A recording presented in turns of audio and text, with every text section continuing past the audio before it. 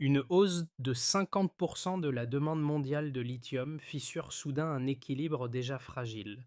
Ce contraste entre une explosion de besoins industriels et une région qui ne produit qu'environ 5% du lithium mondial expose une ligne de tension que beaucoup sous-estimaient.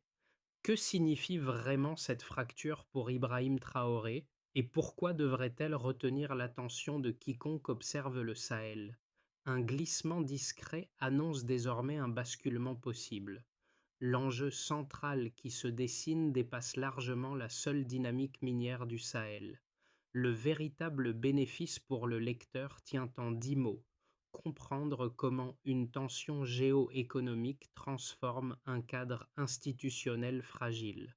À mesure que la demande mondiale de lithium progresse, les États dont la production reste marginale affrontent un risque systémique, voire leur marge de décision comprimée par des acteurs extérieurs mieux dotés, plus rapides et structurés pour capter la valeur.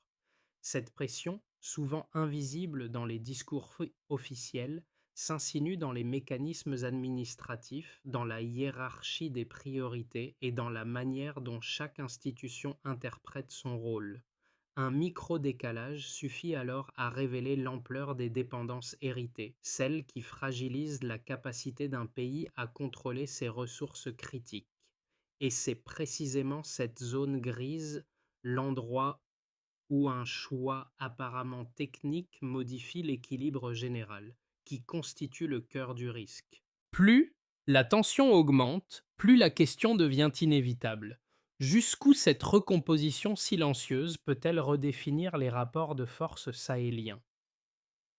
Une révélation discrète apparaît dès que l'on observe la chronologie récente.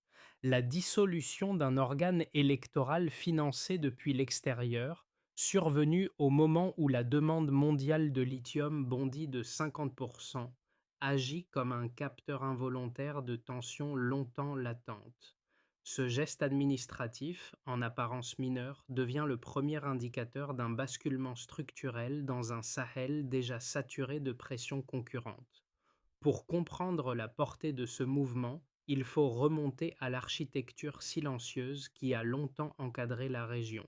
Depuis des décennies, les chaînes d'approvisionnement internationales absorbent l'essentiel de la valeur créée par l'extraction de ressources critiques, ne laissant aux étapes de producteurs qu'une fraction résiduelle.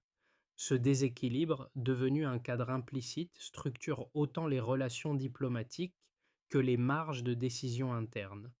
Lorsque des réformes administratives réorientent les dispositifs vers des structures locales, cette ossature héritée se fissure, révélant des tensions que les narratifs extérieurs avaient une tendance à minimiser.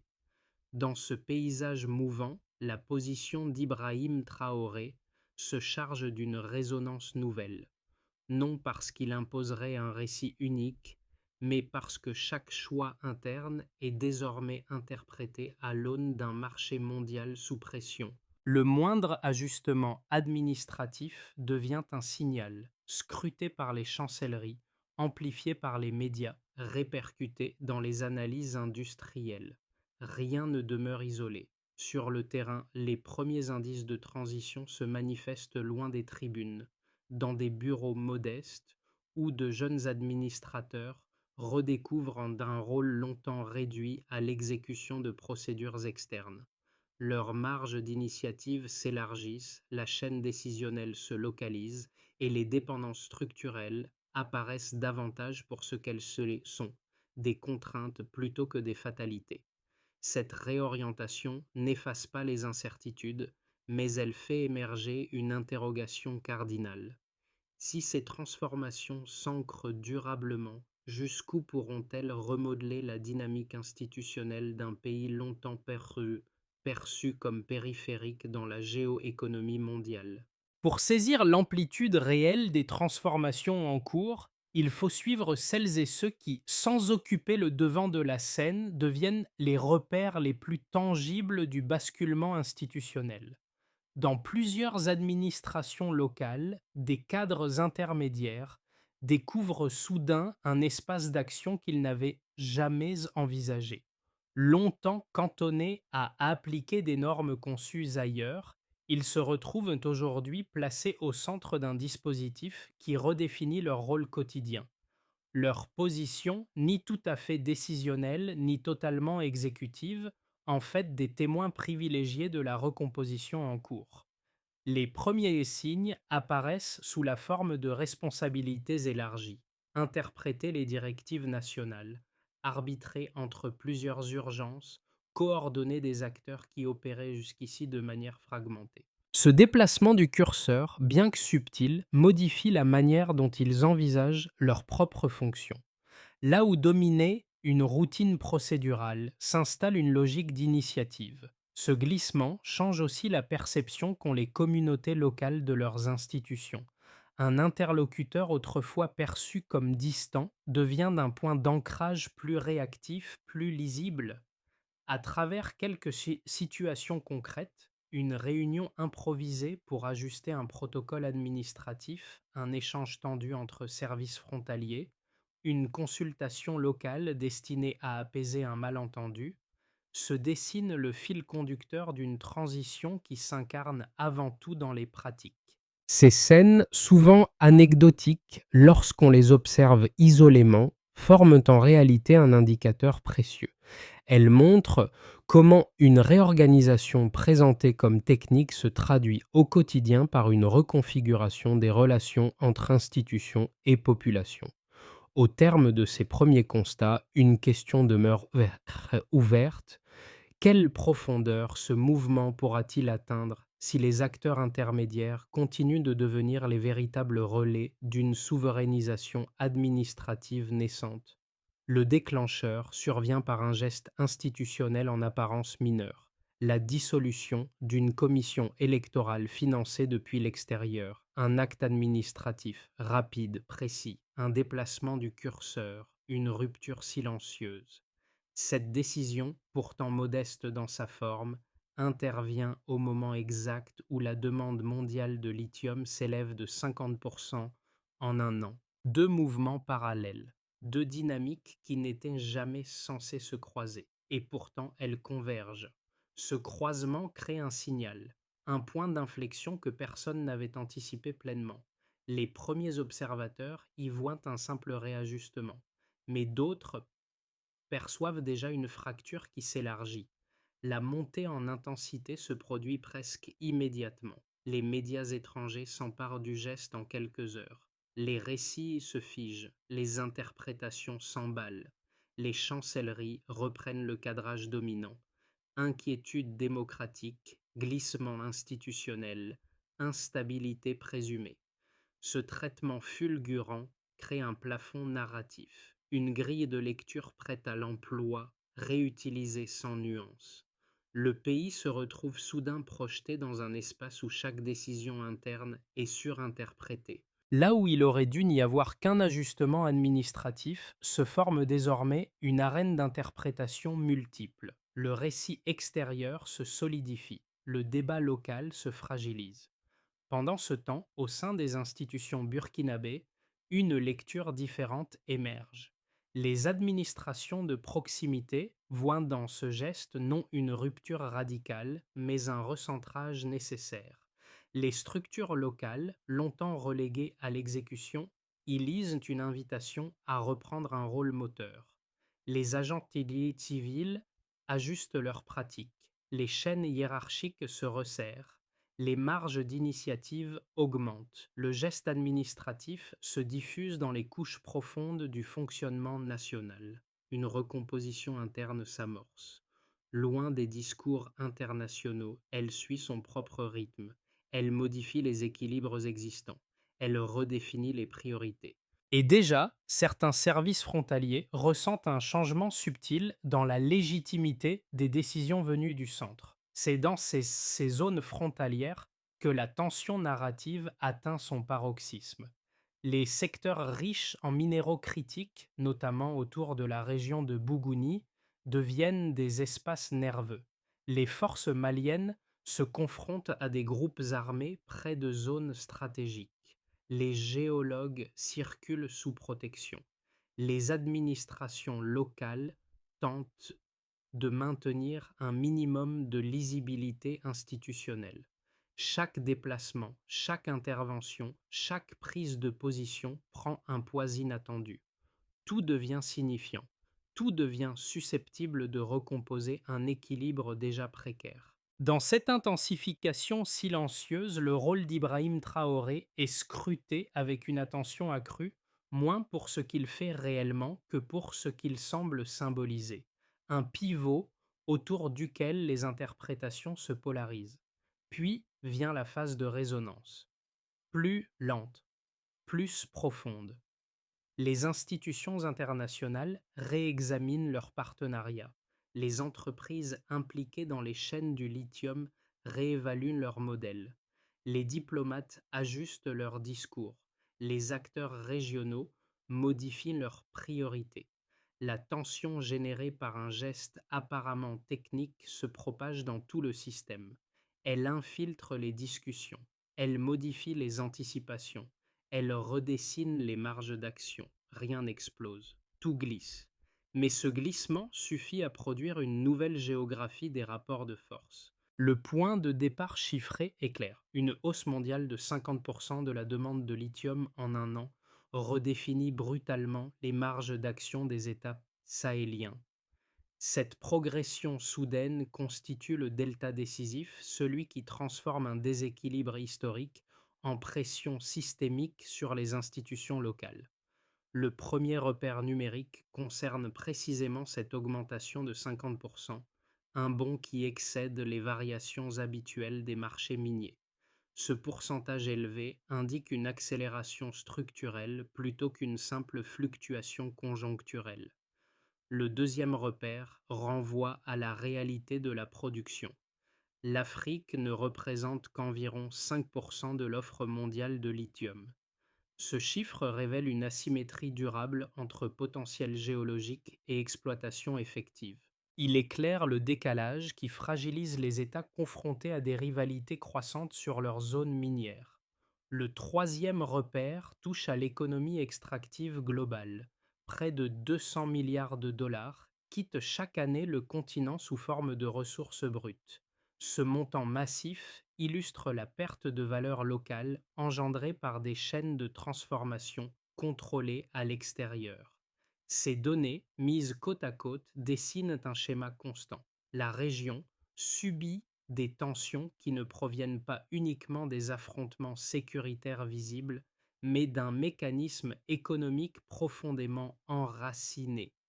Elles montrent aussi comment un ajustement d'administratif, même modeste, peut devenir un révélateur d'instabilité structurelle plus large. Ce glissement analytique apparaît avec une netteté particulière dans les zones frontalières du Mali, là où ressources critiques et enjeux sécuritaires se superposent. Les forces maliennes affrontent des groupes armés à proximité d'espaces considérés comme stratégiques par les acteurs internationaux du lithium. Cette proximité crée une équation complexe. Les intérêts miniers se croisent avec les impératifs de sécurité et les récits géopolitiques.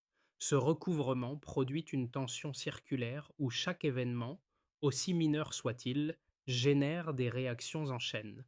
Sur le terrain administratif, les chiffres deviennent un outil d'interprétation. Les agents locaux comprennent que la hausse de 50% n'est pas seulement un paramètre macroéconomique. Elle affecte leur méthode de travail, leurs priorités et la manière dont les directives circulent. Le maintien d'une production marginale de 5% les oblige à réévaluer leur position dans un marché global où le moindre déséquilibre ouvre des brèches narratives. Quant à l'exode annuel de 200 milliards de dollars en matières premières, il souligne la fragilité structurelle dont leurs institutions héritent et qu'elles tentent parfois timidement de corriger. Ces trois chiffres fonctionnent alors comme une matrice explicative. Ils éclairent les tensions, les ajustements, les hésitations. Ils permettent aussi de percevoir une logique plus profonde, L'impact réel des politiques locales dépend désormais autant des dynamiques mondiales que des choix administratifs internes. Les institutions, confrontées à ces gradients simultanés, doivent, doivent composer avec un système où chaque donnée, chaque variation, chaque signal peut devenir un facteur déterminant. Au terme de cette analyse, un constat s'impose. La transition en cours n'est pas un phénomène isolé. Elle se lie à travers une série de deltas quantifiables qui, mis bout à bout, redessinent le paysage décisionnel sahélien. Une architecture se forme, faite de proportions, d'écarts et de seuils, et c'est dans ces interstices que se joue désormais la capacité des États à reprendre la maîtrise de leurs ressources stratégiques. L'un des arguments les plus fréquemment avancés dans les analyses extérieures repose sur l'idée que la présence internationale constitue un rempart indispensable contre l'instabilité chronique du Sahel. Selon cette position, les dispositifs militaires étrangers, les programmes institutionnels financés depuis l'extérieur et les partenariats sécuritaires multilocalisés forment une architecture que les structures nationales ne pourraient remplacer sans risquer une dégradation immédiate de la situation. Les défenseurs de cette thèse insistent sur la technicité des opérations, sur l'ampleur logistique nécessaire pour surveiller plusieurs frontières simultanées et sur la complexité des réseaux armés circulant entre le Burkina Faso, le Mali et le Niger. Le retrait ou la remise en question de ces dispositifs serait, dans cette perspective, une prise de risque majeure. Le camp opposé, largement relayé sur le continent africain, mobilise une lecture tout aussi cohérente. La présence étrangère, loin d'apporter une stabilisation durable, aurait entretenu une dépendance structurelle. Selon cette vision, les mécanismes institutionnels financés depuis l'extérieur prolongeraient des schémas hérités de l'époque coloniale, maintenant les États africains ah, dans une position subalterne. Les, les tensions accrues autour des zones minières critiques, en particulier près des secteurs frontaliers du Mali, nourrissent davantage cette interprétation. La sécurité servirait autant des intérêts stratégiques extérieurs d'ailleurs, que des besoins locaux, et cette asymétrie s'ancrerait dans une longue histoire de captation de valeur. Pour dépasser cette opposition, il faut revenir aux données structurantes évoquées précédemment. La hausse de 50% de la demande mondiale de lithium, la production africaine limitée à environ 5%, et les quelques 200 milliards de dollars de ressources quittant le continent chaque année illustrent un contexte où les enjeux économiques dépassent largement les seules considérations sécuritaires.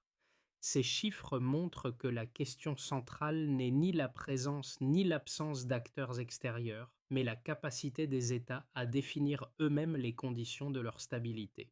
Les dynamiques observées sur le terrain, notamment la réorientation institutionnelle vers des structures locales, indiquent que la stabilité ne résulte pas mécaniquement d'assistance externe, mais d'une maîtrise accrue des paramètres internes. Tout bascule en silence. Ce pivot discret intervient lorsqu'un détail institutionnel longtemps perçu comme secondaire commence à modifier la lecture des dynamiques sahéliennes. Un changement d'apparence technique devient soudain une lentille révélatrice. Il montre comment les récits extérieurs, autrefois dominants, perdent progressivement leur évidence. Cette inflexion ne se manifeste ni par une rupture spectaculaire, ni par un affrontement direct, mais par une accumulation de signaux faibles, qui fissurent le cadre interprétatif traditionnel. À mesure que les discours locaux gagnent en cohérence, les observateurs internationaux doivent réviser leur schéma d'analyse.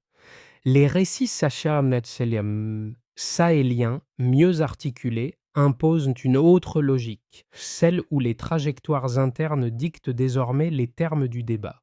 Dans cet espace mouvant, la figure d'Ibrahim Traoré devient un point d'ancrage involontaire, non pour imposer un récit unique, mais parce que chaque geste institutionnel qu'il incarne résonne sur plusieurs niveaux. Cette révélation médiane change la dynamique, les alliances se réévaluent, les anticipations diplomatiques se déplacent, les acteurs régionaux ajustent leur position. Ce qui semblait stable devient réversible. Ce qui paraissait marginal acquiert une importance décisive. À partir de ce moment, la recomposition cesse d'être théorique.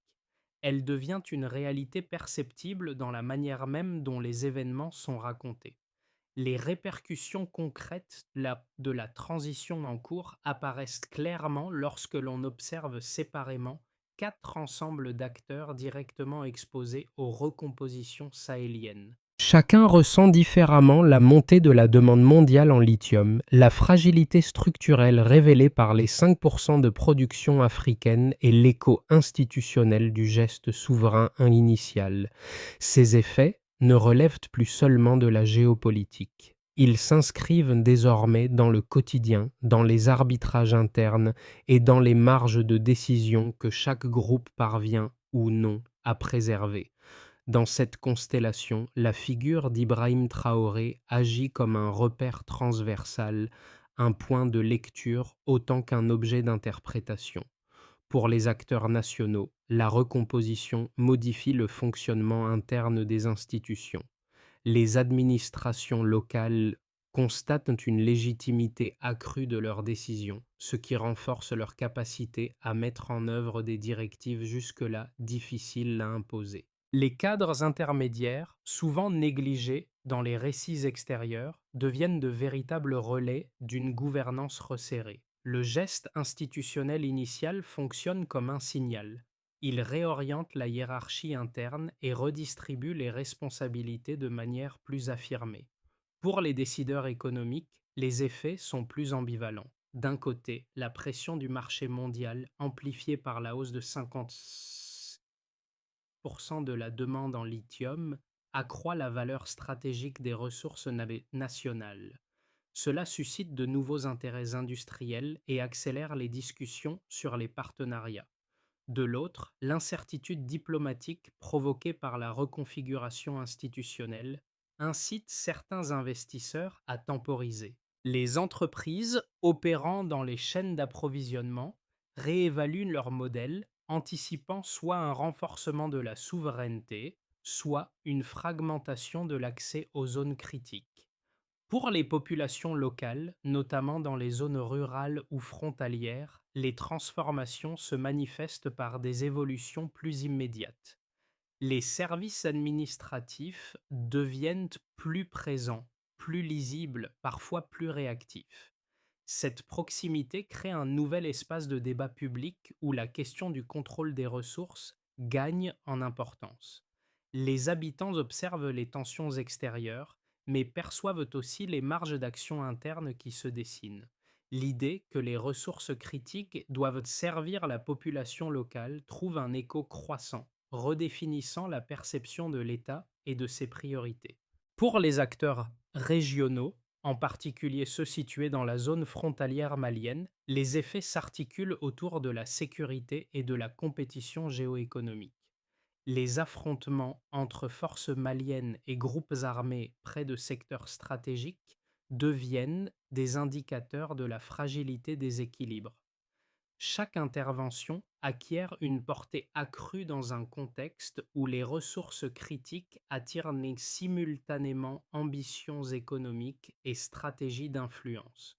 De nombreux observateurs régionaux voient dans la trajectoire actuelle du Burkina Faso et dans la place qui occupe Ibrahim Traoré un possible précédent, voire un modèle d'affirmation souveraine à examiner. Pris ensemble, ces quatre ensembles d'effets montrent que la recomposition en cours n'est ni abstraite ni lointaine. Elle se matérialise à travers les pratiques, les perceptions et les ajustements successifs de tous les acteurs impliqués. Les trajectoires possibles des prochains mois se dessinent autour d'un triptyque devenu incontournable: souveraineté institutionnelle, contrôle des ressources critiques et réactions extérieures. Chacune des dynamiques déjà observées dans les zones administratives, frontalières et diplomatiques peut s'amplifier, se stabiliser ou se retourner selon l'équilibre que parviendront ou non à maintenir les acteurs impliqués. Ces scénarios ne doivent pas être interprétés comme des prédictions, mais comme des cadres de lecture permettant de saisir les tensions structurelles à l'œuvre. On peut d'abord imaginer un scénario de rééquilibrage prudent. Les autorités poursuivent la recentralisation institutionnelle tout en maintenant un dialogue actif avec les partenaires internationaux. Les tensions frontalières persistent, mais ne dégénèrent pas, grâce à des mécanismes d'ajustement rapides et à une coopération minimale avec les acteurs régionaux. L'investissement privé ralentit sans s'effondrer, créant une zone d'attentisme qui limite les fluctuations les plus brutales. Les structures administratives s'adaptent progressivement à leurs nouvelles responsabilités, stabilisant ainsi la trajectoire interne sans rompre totalement avec l'environnement extérieur. Ce scénario suppose un maintien constant de la cohérence institutionnelle malgré des pressions multiples. On peut ensuite envisager un scénario optimiste de consolidation souveraine. Le repositionnement burkinabé inspire d'autres États du Sahel, initiant une dynamique régionale centrée sur la maîtrise des ressources stratégiques. Les administrations locales gagnent en efficacité, les accords miniers sont renégociés sur des bases plus équilibrées et les zones sensibles bénéficient d'une coordination renforcée. Les tensions frontalières se réduisent grâce à une articulation plus lisible entre objectifs économiques et dispositifs de sécurité. Le pays acquiert une influence nouvelle dans les discussions régionales, ce qui renforce sa capacité à peser sur la définition des cadres de coopération sahéliens. Cette trajectoire reste exigeante, mais elle offre un horizon de stabilisation durable. Enfin, un troisième scénario correspond à une situation de pression accrue. Plusieurs puissances extérieures intensifient leurs interventions diplomatiques, économiques ou sécuritaires afin de contenir ce qu'elles perçoivent comme une remise en cause de leurs intérêts stratégiques. Les les tensions dans les zones minières maliennes s'accentuent, augmentant le risque de dérapage. Les investissements internationaux se contractent brusquement, fragilisant les équilibres sociaux et limitant les marges de manœuvre institutionnelles. Les récits extérieurs se durcissent et alimentent une perception d'isolement, ce qui complexifie davantage la gestion interne de la transition. Face à ces trois trajectoires, une recommandation analytique s'impose. Adopter une lecture conditionnelle plutôt que déterministe en évaluant continuellement la manière dont chaque événement déplace les rapports de force plutôt qu'il ne les fige. Les transformations en cours ne se mesurent pas uniquement à l'échelle institutionnelle ou géopolitique. Elles s'incarnent aussi dans le vécu de celles et ceux qui observent, interprètent et parfois subissent ces recompositions. Trois ensembles sociaux distincts permettent de saisir cette profondeur humaine et la manière dont la transition redéfinit les perceptions individuelles et collectives. Le premier ensemble regroupe les citoyens du pays.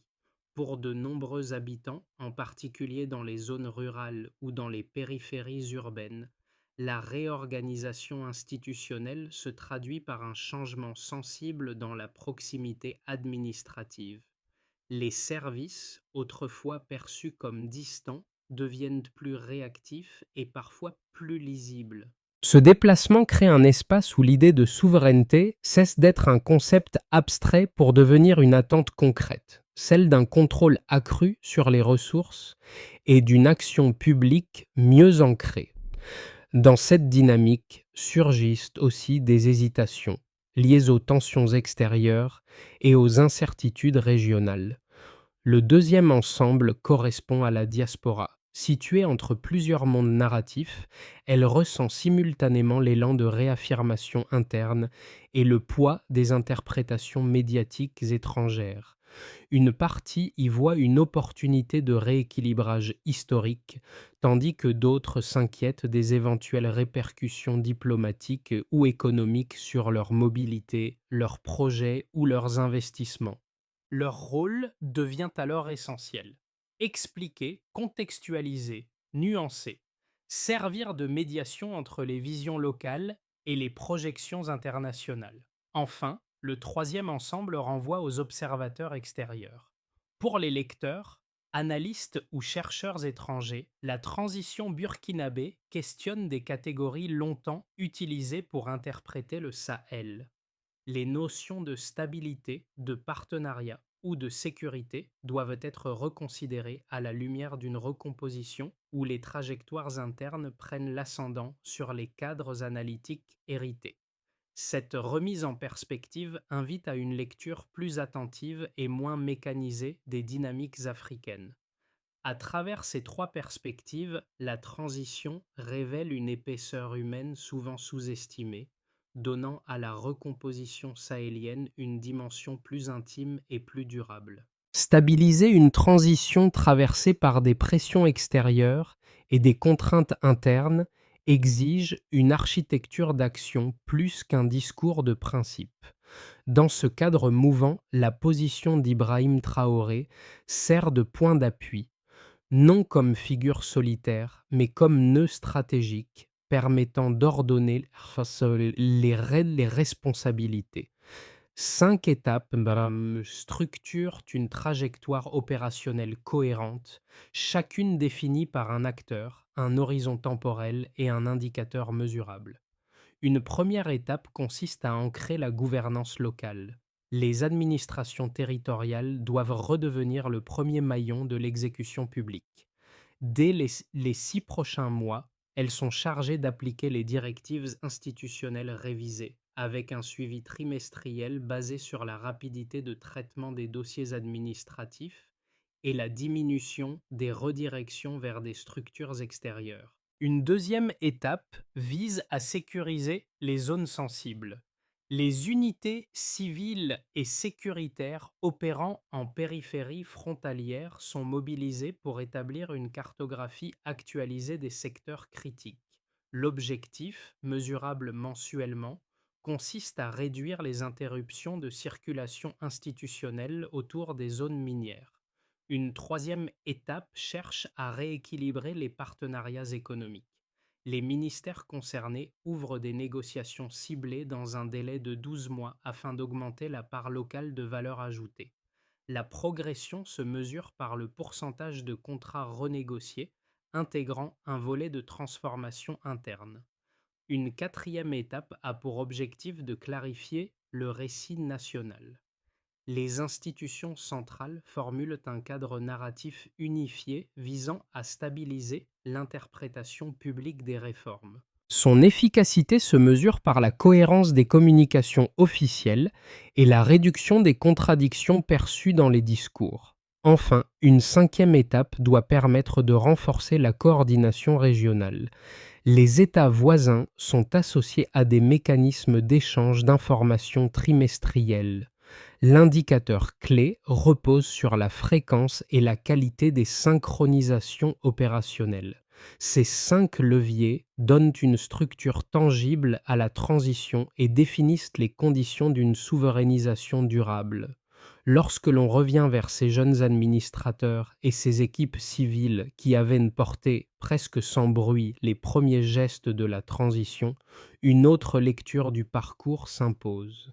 Leur engagement discret donnait déjà forme à une volonté plus vaste, celle d'un pays décidant de reprendre la maîtrise de ses trajectoires après des années de dépendance diffuse. Chaque ajustement institutionnel qu'ils ont soutenu, chaque responsabilité accrue qu'ils ont assumée, devient aujourd'hui la charpente humaine d'une transformation longtemps jugée improbable. Dans cette profondeur silencieuse, la figure d'Ibrahim Traoré apparaît moins comme l'axe unique du changement que comme le point où convergent aspirations individuelles et choix collectifs. Les tensions géopolitiques, les pressions économiques et les récits extérieurs semblent soudain moins écrasants dès lors qu'on observe comment ces acteurs ordinaires ont maintenu la cohérence du processus. Leur persévérance patiente et précise révèle ce que les analyses oublient parfois. Une transition se construit d'abord dans les gestes quotidiens. Au moment où les lignes de force se stabilisent, une certitude demeure. La sobriété des engagements crée la solidité des transitions. Au terme de cette séquence, une évidence se dessine.